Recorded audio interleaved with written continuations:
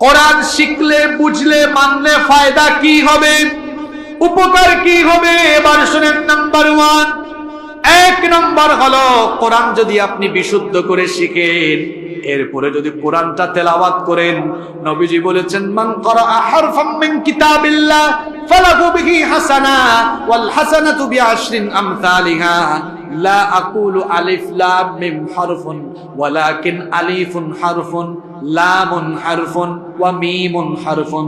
নবীজি বলেছেন যে ব্যক্তি আল্লাহর কালাম বিশুদ্ধ করে তেলাওয়াত করবে, প্রতি অক্ষরে অক্ষরে আল্লাহ তাকে 10টি করে নেকি দান করে দিবে। কেউ যদি আলিফ লাম মিম পড়ে, নবীজি বলেছেন এই যে বান্দা পড়লো, তিলাওয়াত করলো আলিফ লাম মিম, আলিফ লাম মিম কিন্তু একটা হরফ নয়, বরং আলিফ একটা হরফ, লাম একটা হরফ, মিম একটা হরফ। তাহলে আলিফ লাম মিম শব্দের মধ্যে হরফ আছে কয়টা? নবীজি বলেছেন আলিফ, আলিফ লাম মিম, 3টা অক্ষর যখন বান্দা শুদ্ধ করে পড়বে, 3 × 30টা নেকি আল্লাহ আমলনামায় দান করে দিবে। এইভাবে আপনি যত তিলাওয়াত করবেন, যত তিলাওয়াত করবেন, কোরআন শেখার ফায়দা হলো আমল দিয়ে আপনার নেকি ভরপুর হয়ে যাবে। কিয়ামতের দিন নাজাত পাওয়ার জন্য বেশি বেশি নেকি কামানোর দরকার আছে না নাই? তাহলে নেকি কামানোর একটা উপায় হলো রেগুলার বেশি বেশি কোরআন তিলাওয়াত করা। আপনারা কোরআন তেলাওয়াত করবেন তো ইনশাআল্লাহ? নাম্বার 2, কোরআন শিখা, বুঝা এবং মানা। 2 নম্বর উপকারিতা হলো আপনি যদি কোরআনটা শিখেন, বুঝেন, তারপরে যদি কোরআন মেনে চলেন, আপনি আল্লাহর প্রিয় বান্দা হয়ে যাবেন, রাসূলের একজন প্রিয় উম্মত হয়ে যাবেন। নবীজি বলেছেন খায়রুকুম মান তাআল্লামাল কুরআনা ওয়া আল্লামা। যে ব্যক্তি কোরআন শিখে আর মানুষকে শেখায় তারা হলো সবার মধ্যে উত্তম। বলেন সুবহানাল্লাহ। আমরা আল্লাহ এবং রাসূলের কাছে উত্তম এবং প্রিয় হতে চাই কি চাই না? এজন্য কোরআন বিশুদ্ধ করে শিখতে হবে, কোরআন জানতে হবে, কোরআন মানতে হবে। 3 নম্বর ফায়দা হলো যখন আপনি বিশুদ্ধ করে কোরআন তেলাওয়াত করবেন, কোরআন যখন বিশুদ্ধ করে শিখবেন, দেখবেন নামাজের মধ্যে মজা পাবেন, ইবাদত করলে ভালো লাগবে, মজা লাগবে। এই কোরআন যদি আপনি শিখেন তাহলে আপনি হেদায়েত পেয়ে যাবেন, হেদায়েতের ঠিকানা আপনি পেয়ে যাবেন। রব্বুল আলামিন কোরআনে কারীমে বলছেন এটা হলো হেদায়েতের কিতাব, এবং হাদিসে নবীজি বলেছেন ইন্নাল্লাহা ইয়ারফাউ বিহাদাল কিতাবি আকওয়ামান ওয়া ইয়াদউ বিহি আখারিন। এই কিতাবের মাধ্যমে আল্লাহ তাআলা কাউকে সম্মানিত করেন, উঁচু স্তরে পৌঁছায় দেন, আবার এই কোরআনের বিরোধিতার কারণে আল্লাহ তাআলা কাউকে ধ্বংস অপদস্থ করে দেন। তাহলে কোরআনের পক্ষে আসলে সম্মান বাড়বে না কমবে? কোরআনের বিরুদ্ধে গেলে অবস্থা ভয়াবহ হয়ে যাবে। যারা কোরআনের বিরুদ্ধে, কোরআনের আন্দোলনের বিরুদ্ধে, আলেমদের বিরুদ্ধে অবস্থান নিয়েছে, দুনিয়া আখিরাতে তারা কঠিন শাস্তির সম্মুখীন হবে। কোরআনওয়ালা যারা বিজয়ী হবে, এদের জন্য কোনো ভয় নাই, এদের জন্য কোনো চিন্তা। বলেছেন কে? যারা কোরআন শিখবে, ব্যক্তি, পরিবার, সমাজ এবং রাষ্ট্রীয় জীবনে সে সব জায়গায় বরকত পেয়ে যাবে, বরকত পাবে ব্যক্তি জীবনে। দেখেন ওমর রাদিয়াল্লাহু আনহু কোরআনের কাছে আসার আগ পর্যন্ত তার আলাদা কোনো শ্রেষ্ঠত্ব ছিল না। যখন তিনি কোরআনের ছায়াতলে চলে আসলেন, নবীজি তখন তার ব্যাপারে বললেন আমার ওমরের মর্যাদা এত বেড়েছে, আমার পরে কোনো নবীও আসবেন না, রাসূলও আসবেন না। লাউ কানা নাবিয়্যাম মিন বাদি লাকানা ওমর। আমার পরে কেউ যদি নবী হয়ে আসতো তাহলে আমার ওমর আমার পরে নবী হয়ে যেত। আল্লাহু আকবার। পরিবার বরকত নেমে আসবে। আজ আমাদের পরিবারে তেলাওয়াত নাই, এই জন্য ঘরের মধ্যে বরকত নাই, সমাজ এবং রাষ্ট্রের মধ্যে বরকত নাই। বরকত আমরা পেতাম, উন্নতি আর সমৃদ্ধির চূড়ায় আমরা চলে যেতাম যদি আমরা কোরআনের আইন মানতাম। কোরআনের আইন যেখানে আছে শান্তি সেখানে আছে না নাই? আরো জোরে বলেন আছে না নাই? কেমনে আছে? আমার দিকে তাকান আপনারা, উদাহরণ দিয়ে বুঝাই দিই। কিছুদিন আগে বিশ্বকাপ হয়েছে কোন দেশে বলেন? কাতার। এটা কি খুব বড় দেশ? এটা মিডল ইস্টের খুব ছোট্ট একটা দেশ। এরা বিশ্বকাপে যে পরিমাণ খরচ করেছে এটা দিয়ে বাংলাদেশকে কয়েক বছর চালানো যাবে, এত টাকা তাদের। এই যে মিডল ইস্টের আরাবিয়ান গালফের দেশগুলো, কাতার, দুবাই, বাহরাইন, ওমান, তারপরে আপনার সৌদি আরব সহ এই যে এরাবিয়ান গালফের কয়েকটা দেশ আছে, 1 শতাব্দী আগেও এরা এত গরিব ছিল, মরুভূমিতে উট চালাইতো এরা, যাযাবর বেদুইনে জীবনযাপন করত। এই কয়েক যুগের মধ্যে তারা এত উন্নত, এত ধনী হয়েছে, ধারণা করা হচ্ছে আগামীর পৃথিবীকে তারা নেতৃত্ব দিবে। আপনারা বলতে পারেন হুজুর, তাদের দেশে তেল আছে, প্রাকৃতিক সম্পদ, খনিজ সম্পদ আছে, এই জন্য তারা উন্নত হয়ে যাচ্ছে। না গো ভাই, শুধু সম্পদ থাকলে হয় না, সম্পদের সুষ্ঠু ব্যবহার। আর যদি সম্পদের সুষ্ঠু ব্যবহার এবং আমানতদারিতা না থাকলে উন্নত হওয়া যায়। আমার দেশে কি সম্পদ কম আছে? হ্যাঁ, আমার বাড়ি সিলেটে, আমাদের সিলেটে পাথরের খনি আছে। এই দেশে 70% পাথর সরবরাহ করা হয় সিলেটের ভুলাগঞ্জ, জাফলং, বিছানাকান্দি, বিভিন্ন পাথর কুয়ারি থেকে। আমাদের সিলেটে গ্যাসের খনি আছে, কয়লার খনি আছে।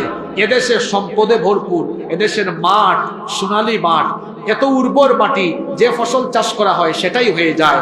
উত্তরবঙ্গে গেলে আপনারা দেখবেন, আমি গিয়েছি, নিজের চোখে দেখেছি, তিস্তা ব্যারেজে দেখলাম তিস্তা নদীতে বালুর মধ্যে ভুট্টা মানুষ ফেলেছে, ওখানে ভুট্টার চাষ হয়েছে। আল্লাহু আকবার বলেন। এত নেয়ামত, এই দেশে এত সম্পদ আছে, তারপরেও আমরা কেন এখনো উন্নতির চূড়ায় যেতে পারলাম না? কারণ হলো, এদেশে যেমন সম্পদের খনি আছে, এই সম্পদগুলোকে লুটপাট করে খাওয়ার জন্য এদেশে চোর ডাকাইতের খনি আছে।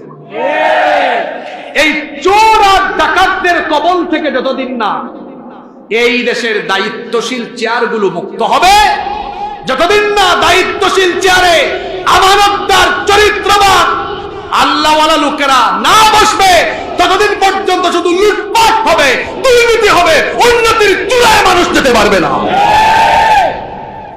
এত লুটপাট, হাজার হাজার কোটি টাকা গায়েব হয়ে যায়, হাজার হাজার কোটি টাকা লুটপাট করে বেগম পাড়ায় বাড়ি বানায়, আছে না নাই?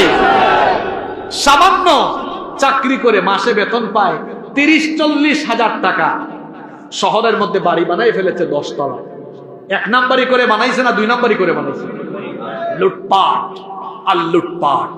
কোরআনের আইন যেখানে আছে শান্তি সেখানে। ওই দেশগুলো যেগুলোর কথা বললাম, ওই দেশে কোরআনের 100 ভাগ আইন নাই, অল্প সামান্য আছে। সামান্যতেই কি সুখ, যদি পুরাটা হইতো আরো সুখ। বলেন তো, ওই দেশে চুরি ডাকাতি আছে? খুব অল্প। নাই জিনা নাই। অর্থাৎ একটা দেশের, রাষ্ট্রের উন্নতির জন্য যেগুলো সবচাইতে বেশি অন্তরায়, বাধা, যেমন চুরি ডাকাতি, এগুলো যে দেশে থাকবে, মাদক যেখানে থাকবে, জিনা যেখানে থাকবে, ওই দেশ উন্নত হতে পারবে। আমার দেশে চুরির শাস্তি কোরআন দিয়ে করে দেখেন। ইসলামের চুরির শাস্তি হলো হাত কাটা, হাত কেটে দাও। এখন চুরির এই আইন পাশ করবে কারা? এই আইন পাশ করলে তো নিজেদেরই বিপদ, নিজেরা আর চুরি করতে পারবে? নিজের হাত বান্দা, নিজের হাত। আমি চ্যালেঞ্জ করে বলছি, এই দেশে যদি চুরির একটা বিচার কোরআন দিয়ে করা হয়, কোরআনের একটা বিচার থেকে এদেশের সকল ছেঁচড়া চুরেরা তারের মতো শুধু হয়ে যাবে। এরা কোরআনের আইন চায় না, কারণ কোরআনের আইন হয়ে গেলে তো 5 বছরে কোটি কোটি টাকা লুটপাট করা যাবে। এদেশে একটা ধর্ষণের শাস্তি কোরআন দিয়ে করে দেখেন। কোরআন দিয়ে ধর্ষণের শাস্তি কেন করবে? মাঝে মাঝে ফাঁস হয়, দেখেন না? এক টাকলা তো তার সব ফাঁস হইয়া চলেই গিয়েছে। তো ধর্ষণের শাস্তি যদি কোরআন থেকে হয়, নিজেরাই তো বাঁচতে পারবে। যদি চুরি ডাকাতি জিনা ব্যভিচার এগুলোর শাস্তি কোরআন দিয়ে হতো, তাহলে দেখতেন এই দেশে সুখ শান্তি সমৃদ্ধিতে ভরে যেত, ঠিক কিনা? এজন্য সবকিছু দেখা শেষ, বাকি আছে আল কোরআনের বাংলাদেশ। আপনারা কোরআনের বাংলাদেশ চান কি চান না? না চাইলে নাই। আমি তো একটু আগে আয়াত বলেছি, কোরআন পড়বেন না, বুঝবেন না, কোরআন মানতে চাইবেন না, আমার কি? রিমান্ড শুরু হবে কবর থেকে।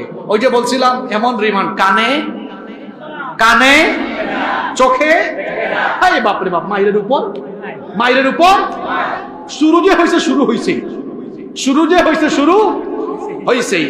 জাহান্নামের আগুন পর্যন্ত চলতেই থাকবে, চলতেই থাকবে। আপনি বুঝলে বুঝপাতা, না বুঝলে তেজপাতা।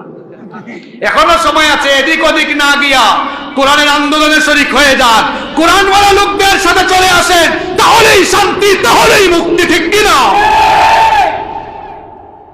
কোরআন শিখা, কোরআন বুঝা, কোরআন মানার 9 নম্বর উপকার হলো আপনি সুখ শান্তির একটা জীবন পাবেন। 10 নম্বর উপকার হলো এই কোরআন আপনার জন্য কবরের মধ্যে নূর হয়ে যাবে। বলেন সুবহানাল্লাহ। কবরে যাওয়ার পরে বলেন তো বাবাজানরা, কবরের মধ্যে এইরকম বাতি আছে নাকি? কবরের মধ্যে কি কোনো আলো আছে নাকি? কিন্তু আপনি যদি কোরআন বুঝে কোরআন পড়ে কোরআনের রঙে রঙিন হয়ে কবরে যান, কবরে যাওয়ার পরে এই কোরআন নূর হয়ে আপনার কবরটাকে আলোকিত করে দিবে। কোরআন শেখা বুঝা মানার 10 নম্বর ফায়দা হলো, যারা কোরআন শিখবে, কোরআন মানবে, কোরআন বুঝবে, আল্লাহ তাআলার অনুগ্রহ ক্ষমা পেয়ে হাসরের মাঠে তারা জান্নাত লাভ করবে। আল্লাহ তাআলা বলেছেন, ফামান তাবিআ হুদায়া ফালা খাউফুন আলাইহিম ওয়ালা হুম ইয়াহজানুন। আল্লাহ বলছেন, অতঃপর যে ব্যক্তি এই কোরআনের আইন কানুন, এই হেদায়াতগুলো মেনে নিবে, মেনে নিয়ে জীবন পরিচালনা করবে, তার কোনো টেনশন নেই, চিন্তা নাই, ভয় নাই। দুনিয়ায় সে চিন্তা মুক্ত, আখিরাতে সে নাজাত পেয়ে আমার জান্নাতে চলে যাবে। সুবহানাল্লাহ পড়ো। আজকে কি নিয়ে কথা বললাম? কোরআন না শিখার 10টা শাস্তি, আর কোরআন শিখার বুঝার মানান 11টা উপকারিতা। আমরা যদি এই কথাগুলো বুঝতে পারি আর কোরআন শিখে কোরআন বুঝে মেনে চলতে পারি, তাহলেই মুক্তি পেয়ে যাব ইনশাআল্লাহ।